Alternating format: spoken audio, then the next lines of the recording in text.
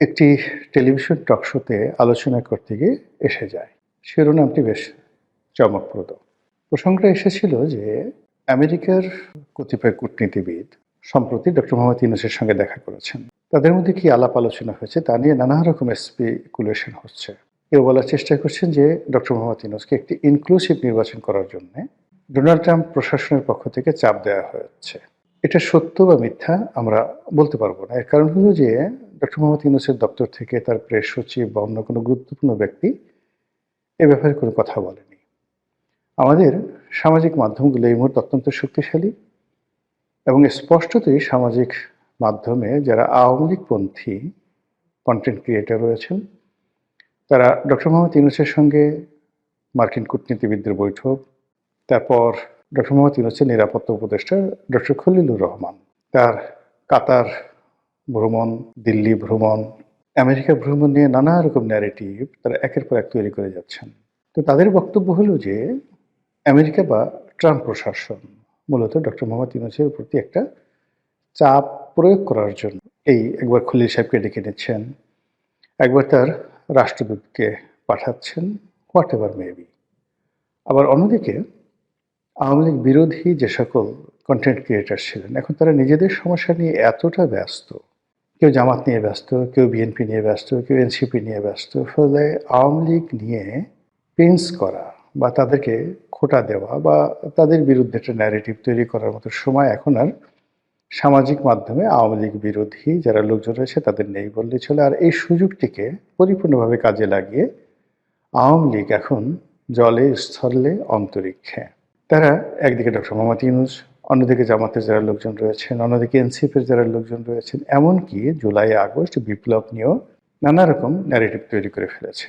ইতিমধ্যে যে ঘটনাগুলো ঘটেছে তা হলো যে জুলাই বিপ্লব, জুলাই আন্দোলনের পক্ষের যে কর্তা ব্যক্তি যারা ছিলেন তাদের বিরাট অংশকে আমরা এখন দেখতে পাচ্ছি না।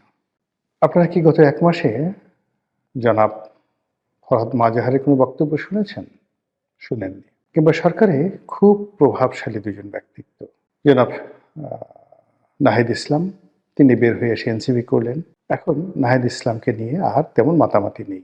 জনাব মাহফুজ, যিনি তথ্যমন্ত্রীর দায়িত্ব ছিলেন বা মন্ত্রণালয়ের দায়িত্ব ছিলেন তিনি, আর আসিফ মাহমুদ সজীব ভুঁইয়া, বাংলাদেশ প্রতিষ্ঠিত হওয়ার পর কোনো একক ব্যক্তি যদি একাধিক মন্ত্রণালয় নিয়ন্ত্রণ করে যাকে বলা হয় প্রভাব প্রতিপত্তির একটা ইতিহাস তৈরি করতে পারে, তো সেই ভদ্রলোক সেই কাজটি করেছেন। এখন তিনিও এই নির্বাচন উপলক্ষে মন্ত্রিপরিষদ থেকে পদত্যাগ করে রীতিমতো একটা বেহাল দশায় পথে ঘাটে ঘুরে বেড়াচ্ছেন। নির্বাচনের মাঠ কতটা জটিল, কতটা কঠিন এবং কতটা নির্মম, এখন যারা নির্বাচনের মাঠে ঘুরে বেড়াচ্ছেন, সেটা হাসনাত আবদুল্লাহ বলেন, শেরজিজ বলেন, তাসনিম জারা বলেন, কিংবা নাসিরুদ্দিন পাটোয়ারি, তারা হাড়ে হাড়ে টের পাচ্ছেন যে রাজনীতি কাকে বলে, ইলেকশন কাকে বলে। তো সরকারি মদদে রাজনীতি করা বা সরকারি মদদে প্রতিপক্ষকে গালাগাল দেওয়া আর নির্বাচনের ময়দানে প্রতিপক্ষকে মোকাবেলা করা যে কত কঠিন এবং বাস্তবতা, তা এখন তারা হাড়ে হাড়ে টের পাচ্ছেন। তো এই অবস্থায় আওয়ামী লীগকে আক্রমণ করা, শেখ হাসিনাকে খোঁটা দেওয়া বা অন্য কোনো বিষয়, এটা নিয়ে মূলত এই গত ১৭ মাসে যারা ব্যস্ত ছিলেন তাদের এই মুহূর্তে কোনো সময় নেই। বিএনপির অন্তর্দ্বন্দ্ব, কলহ, বিবাদ চূড়ান্ত পর্যায়ে। জনাব তারেক রহমান সাহেব আসছেন, বিরাট একটা আবহ তিনি তৈরি করছেন এবং ক্রমশ তিনি ধীরে ধীরে তিনি যে একজন সাধারণ নাগরিক, সাধারণ ভোটার, সাধারণ এমপি প্রার্থী, কিংবা ধরুন বিএনপির চেয়ারপারসন বা চেয়ারম্যান, এই পদের বাইরে তার যে কোনো সুপারম্যানশিপ নেই, তার হাতে কোনো জাদুর বাক্স নেই, কাঠি নেই। এটি ক্রমশ এই মুহূর্তগুলো কেটে যাচ্ছে এবং তিনি খুব সাধারণ একজন মানুষ রূপে সমাজে বিচরণ করছেন এবং তাকে কেন্দ্র করে যে গত কয়েকদিন, ধরুন অলমোস্ট ১০ দিন, তিনি এলেন ডিসেম্বরের ২৫ তারিখে, সেখান থেকে জানুয়ারির ৫ তারিখ পর্যন্ত তাকে কেন্দ্র করে যে ভাইবটি ছিল, এটি এখন কমতে কমতে কমতে কমতে মানে একেবারে স্বাভাবিক অবস্থায় চলে আসছেন। এখন তার মধ্যে, জামাতের আমিরের মধ্যে কিংবা এনসিপি নাহিদের মধ্যে আসলে কতটুকু পার্থক্য রয়েছে এটি বোঝা যাবে আরও সপ্তাহখানিক পর। তিনি ইতিমধ্যে ডক্টর মোহাম্মদ ইউনূসের সঙ্গে দেখা করেছেন, তার মায়ের স্মরণ সভা হয়েছে, তো তাকে কেন্দ্র করে নানা রকম তিনি যে একজন মহামানব, অতি ভদ্র মানুষ, তার যে অনেক সুপার কতগুলো কোয়ালিটি রয়েছে ইত্যাদি নানা বিষয় খাওয়ানোর চেষ্টা করা হচ্ছে, ব্র্যান্ডিং করার চেষ্টা করা হচ্ছে অত্যন্ত যাকে বলা হয় ম্যাথমেটিক্যালি। কিন্তু এগুলো ২৪ ঘন্টার বেশি মানুষকে আকর্ষণ করে না। মানুষ তার চিরাচরিত সমস্যার মধ্যেই থাকতে চায়। তো এইরকম যে বহুমুখী সমীকরণ, বহুমুখী যাকে বলা হয় ধ্যান ধারণা, চিন্তা চেতনা, সন্দেহ, অবিশ্বাস, তারপরে নানা রকম আশা আকাঙ্ক্ষা, স্বপ্ন সবকিছুর মধ্যে মানুষ যে নিজেদের আশা খুঁজে, ঠিকানা খুঁজে ঠিক নাটোরের বনলতা সেনের মতো। যেগুলো অসম্ভব, হবে না। যেগুলো কোনো বাস্তব ভিত্তি নেই কিন্তু শুনতে ভীষণ রকম মজা লাগে। কল্পনা করতে ভীষণ রকম তৃপ্তিবোধ হয়। এই বিষয়গুলোর দিকে মানুষের আকাঙ্ক্ষা বেশি এবং সেইগুলো নিয়ে সামাজিক মাধ্যমে তোলপাড় হয়। আর তারই ধারাবাহিকতায় ডক্টর মোহাম্মদ ইউনূসের সঙ্গে এই যে আমেরিকান যারা রাষ্ট্র দূত বা আমেরিকার যারা রাষ্ট্রীয় প্রতিনিধি এলেন, তারা এসে তাকে যেটা বললেন, কি বলেছেন আমরা জানি না। তার প্রেক্ষিতে হঠাৎ করে আজব একটা বিষয় এলো। ডক্টর মোহাম্মদ ইউনূস বললেন যে, আওয়ামী লীগ তাদের সঙ্গে রিকনসিলিয়েশন হতে পারে যদি তারা সরি বলে, দুঃখ প্রকাশ করে। আর এই যে আওয়ামী লীগের সঙ্গে রিকনসিলিয়েশন বা আওয়ামী লীগের সরি বলা, দুঃখ প্রকাশ করা, অপরাধ স্বীকার করা, এই বিষয়গুলো নিয়ে নানা সময় ডক্টর মোহাম্মদ ইউনূসের যে প্রেস সচিব আছে তিনি বিভিন্ন রকম কটূক্তি করেছেন।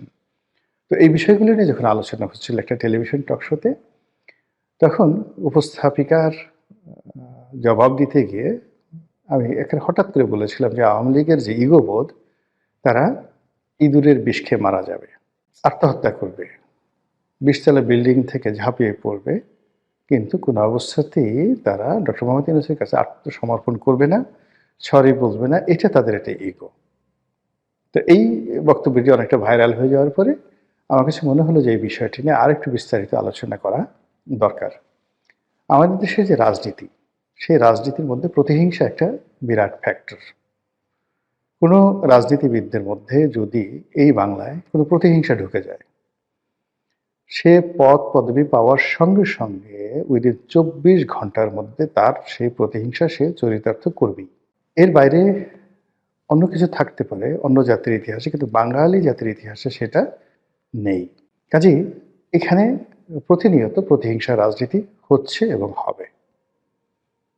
২ নম্বর হলো যে যখন কোনো একটা মানুষ রাষ্ট্র ক্ষমতায় বসে, মানে যদি ইভেন ২৪ ঘন্টার জন্য আপনি কাউকে কোনো পদ পদবিতে বসিয়ে দেন, ওর মধ্যে একটা অহমিকা চলে আসে।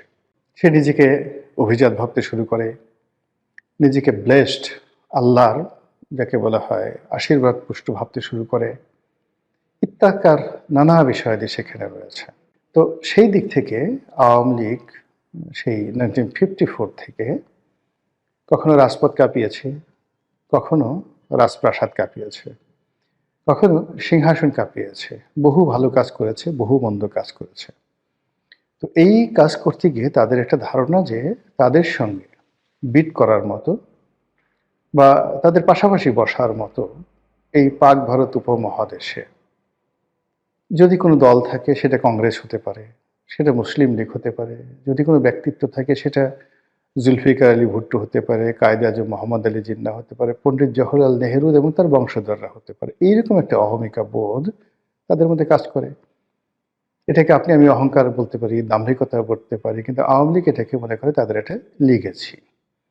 এবং আপনি দেখবেন আওয়ামী লীগের লোকজন কথায় কথায় তাদের নেত্রীকে বঙ্গবন্ধু কন্যা, গণতন্ত্রের মানুষ কন্যা ইত্যাদি নানা রকম উপাধি দিয়ে মূলত যে কাজটি করতে চায় যে তাদের নেত্রীর সমপর্যায়ের সামাজিক মর্যাদা, রাজনৈতিক মর্যাদা, পারিবারিক ঐতিহ্য এই কোনো জিনিসই অন্য কারোর নেই। তো সেই দিক থেকে ডক্টর মোহাম্মদ ইউনূসকে তারা তাচ্ছিল্য করে। কিভাবে করে? এই যে ৬,০০০ টাকা বেতন পেতেন, মানে ডক্টর মোহাম্মদ ইউনূস যখন গ্রামীণ ব্যাংকের ম্যানেজিং ডিরেক্টর ছিলেন যে সময়টিতে, তখন আসলে ৬,০০০ টাকার কিন্তু অনেক দাম, খুবই দাম। উনি এমডি হয়েছেন যে সনে সরকারি বেতন পেতেন ৬,০০০ টাকা। তখন হয়তো বিসিএস স্টার্টিংয়ে ৭৫০ টাকা স্কেল ছিল। কিন্তু ওই যে মেজর জিয়াকে বলা হয় 400 টাকার মেজর। তো 400 টাকার মেজর বলতে যখন প্রেসিডেন্ট জিয়াউর রহমান 400 টাকা বেতন পেতেন তখন 1 ভরি স্বর্ণের মূল্য ছিল মাত্র 60 টাকা, 60 টাকা। তো সেই 60 টাকা যদি ভরি হয় 400 টাকাতে তিনি কয় ভরি স্বর্ণ পেতেন? এখন মানে 2.5 লাখ টাকা করে স্বর্ণের ভরি।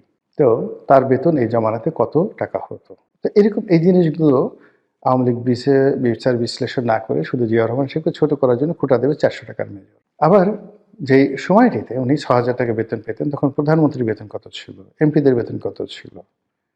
মানে ওগুলো বলার মতো না, খুবই অল্প বেতন ছিল। হয়তো এমপিদের বেতন 2,000 টাকা ছিল।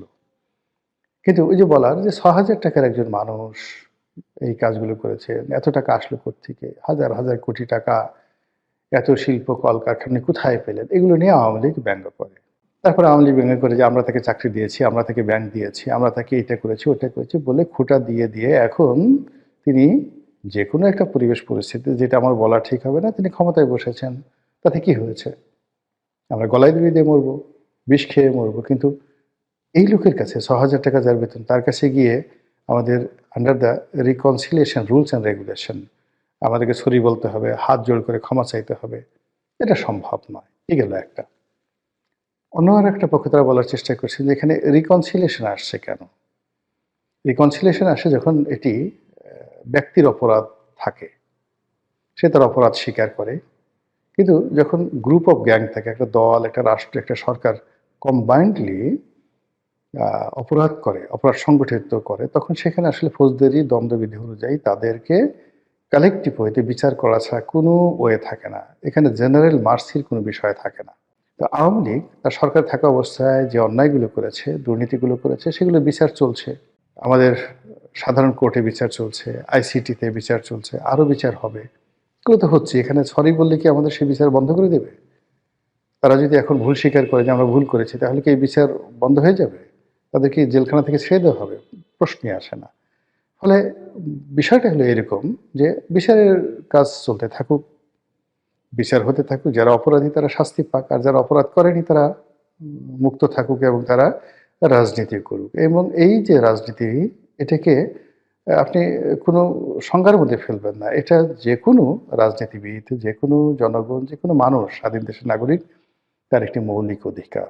তো সেই মৌলিক অধিকারের জন্য আমাকে কেন রিকনসিলিয়েশনে যেতে হবে? ডক্টর মোহাম্মদ ইউনূসের কাছে মাপ চাইতে হবে? এই কথাগুলো নিয়ে আওয়ামী লীগের লোকজন বিতর্ক করছে। আর এরই প্রেক্ষিতে আমি ওই যে শব্দটি যে তারা বিষ খেয়ে মরবে, ইঁদুরের বিষ খেয়ে মরবে।